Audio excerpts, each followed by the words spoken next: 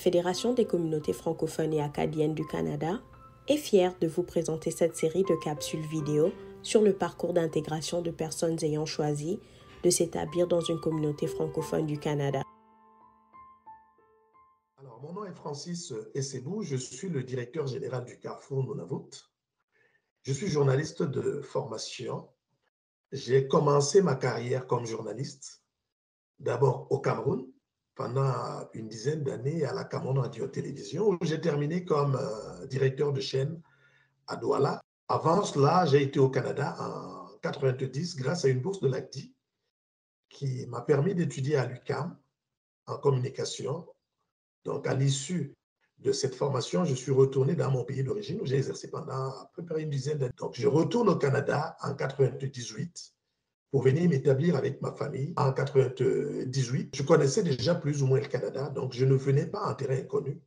Je venais comme quelqu'un qui connaissait déjà un peu le pays parce que pour y avoir été comme étudiant. Donc, voilà un peu comment je retourne au Canada en 1998 pour m'y établir définitivement. Alors, la première perception que j'avais des communautés francophones et acadiennes avant mon arrivée, pour moi, la communauté francophone se limitait au Québec.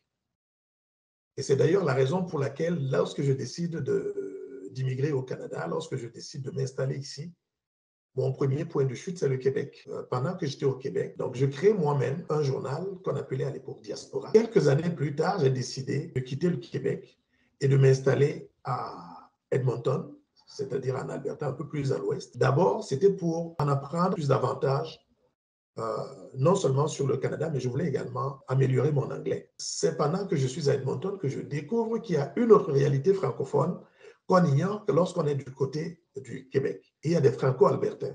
À la date d'aujourd'hui, je peux vous dire que je connais pratiquement tout le Canada grâce à la francophonie canadienne parce que j'ai quand même eu à visiter 12 provinces sur 13, ce qui est quand même énorme. Pour moi, une intégration réussie, c'est d'abord trouver un emploi dans son domaine d'expertise. Alors, pour moi, le parcours d'intégration commence d'abord par le pré-départ, c'est-à-dire qu'avant que l'immigrant ne vienne ici, il faut qu'il ait suffisamment d'informations pour pouvoir choisir l'endroit où il doit aller. Lorsqu'on arrive dans un nouveau pays, ce n'est pas au pays de s'adapter à soi, c'est plutôt l'immigrant qui doit s'adapter au pays. Il faut accepter que ce soit un processus. Il faut accepter que je viens d'arriver, j'ai des petites choses, j'ai des petits réglages à faire, j'ai des petites choses à apprendre par rapport à mon nouveau pays. Et dès lors qu'on se met dans cet état d'esprit, lorsqu'on aura changé son mindset, il y a beaucoup de choses de positives qui peuvent se passer dans le parcours d'intégration de l'immigrant.